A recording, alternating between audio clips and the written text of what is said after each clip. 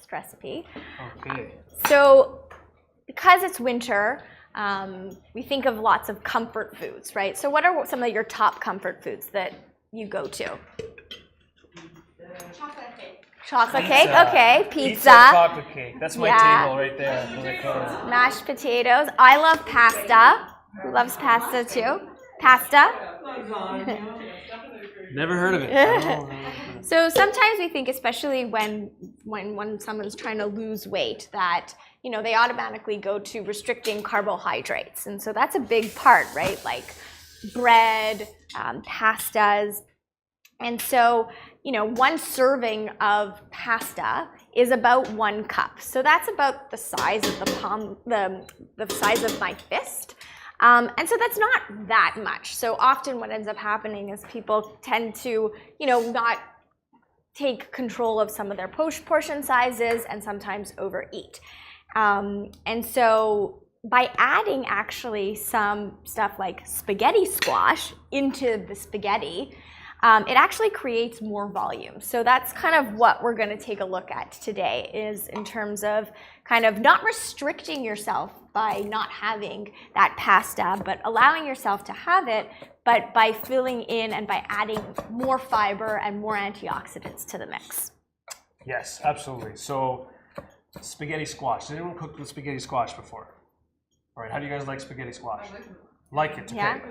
So spaghetti squash, it is a little bit milder out of your squash varieties. It's not used as often, I think, because of it doesn't have the vibrancy as like a butternut squash or like that sort of creaminess. It is very fibery, and I guess along the way, someone realized that this would be a good substitute for spaghetti.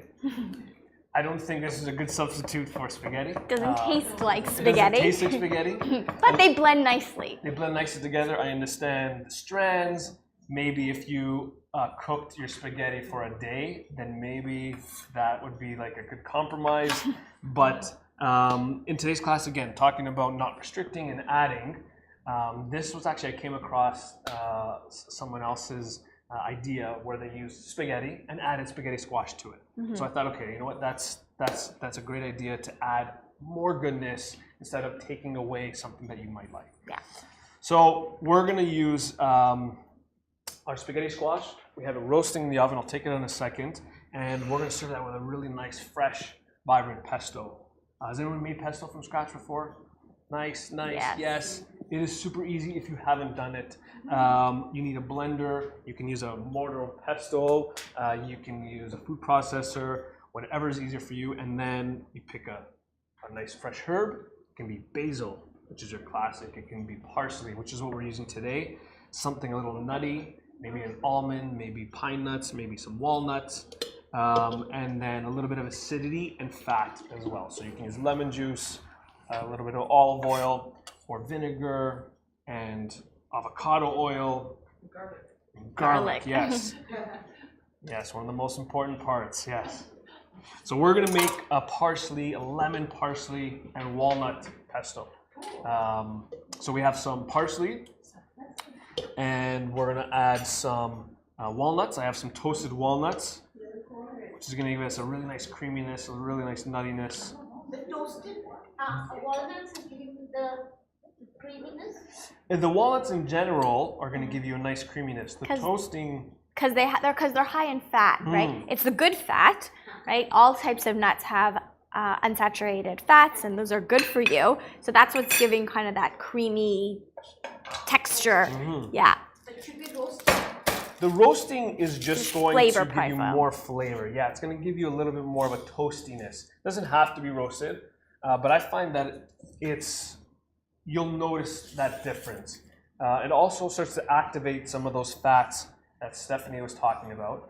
So they start to come out a little bit more, and you get a little bit more aroma, flavor. Yes. Not in terms of nutrition, right? The fats are there no matter what, but the flavor profile of tasting the fat when you roast them, like Jeremy was saying, is more present. Yes, absolutely. So I've got some walnuts. I'm going to add some garlic to this. And did you roast some garlic here too? I had some roasted garlic in there. Good catch. Just You can asking. roast some garlic too. That also, it's sort of the difference between regular garlic and roasted garlic is among like sweetness and other little flavors, the heat level is the biggest contrast. So you get a nice punch of heat from fresh garlic. When you roast the garlic, it actually takes most of that heat away and makes it a little bit sweeter, a little bit more on the mild side. Yeah. So I added a little bit of both there. Nice. Yeah. And nutritionally, they both are great to do. You know, sometimes you get, you still get the benefits of the antioxidants no matter whether they're baked or raw. I'm gonna add a little bit of lemon zest. So the last thing I added was olive oil.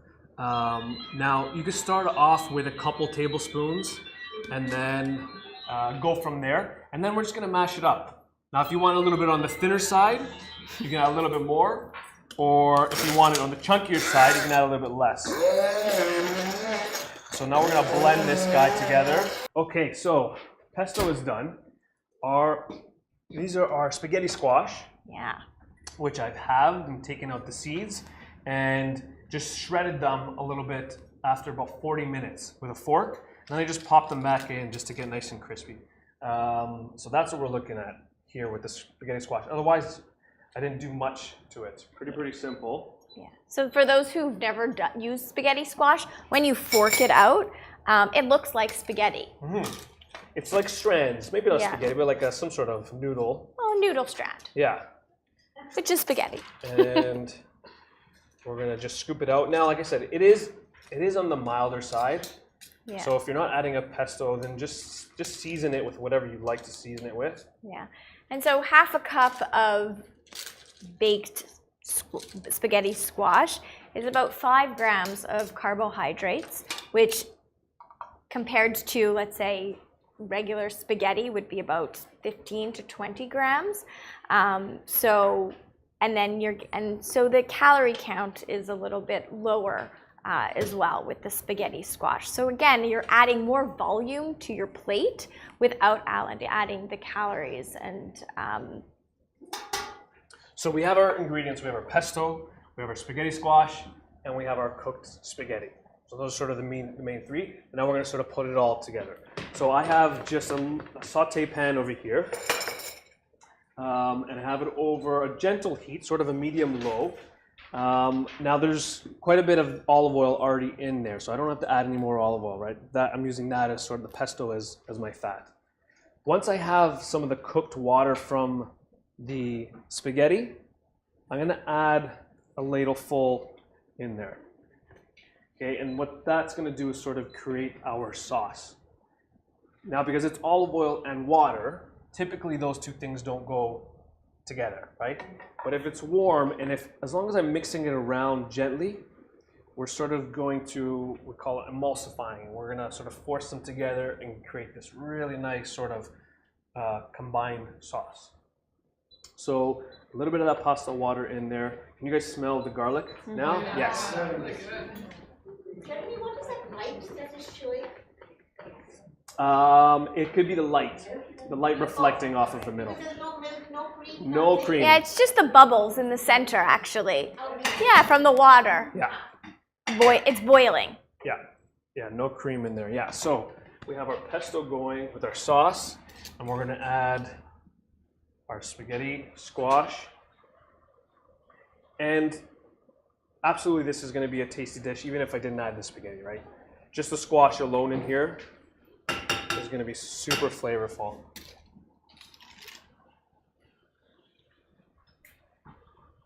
The skins of the spaghetti squash, some squash skins you can eat. The skin of the spaghetti squash, after you roast it, is about as tough as a shoe. So I would not suggest eating it. This is one of the tougher squash skins. Yeah. You can see from here. There's nothing wrong with it, it's just tough. All right. So we have some of our squash in the pesto, and we're just gonna break that down a little bit. And then add our spaghetti, and you can Obviously, cook it to the instructions. And I'm just going to add it right into the pan. And as it's hot, it's going to sort of suck up all of the flavors that are in that hot pan. So if we have some of that pesto, it's really going to season the squash well. Okay, so the last thing, that's pretty much it. The last thing, and it doesn't have to be spaghetti. We just wanted to play with the words. Yeah. You can use anything. Yeah, you could add it to rice dishes or... Yes, absolutely. So this is just a little bit of a sharper cheese. You can use like a Parmesan or a Pecorino cheese. A little bit goes a long way. That's why we like using sort of the sharper ones. Yeah. Gives you a little bit more flavor and you don't need to add as much. Yeah. And so that's another, you know, just in terms of flavor and adding for every bite, making it really, really flavorful. It's a way to kind of let go of that idea of dieting and restriction and showing you that it's okay to have pasta or spaghetti, even though it is a food that has carbohydrates. But it's just important to, you know, at least make half your grains whole or to add lots of vegetables into the mix so that your plate is more full with nutritional benefits like fiber and all the antioxidants. So the pasta is ready. A little trick if you want to be fancy and plate it. You can actually use tongs and then twist the spaghetti into a soup ladle like this. And this is a smaller portion on a huge plate. Which I would advise maybe taking a smaller plate so that it would look larger. Our eyes have that effect. This just stuck to the bottom, so it didn't work at all. But it's still very pretty. But otherwise, that's pretty much it. That's our spaghetti squash with spaghetti and our pesto. Yeah. On top.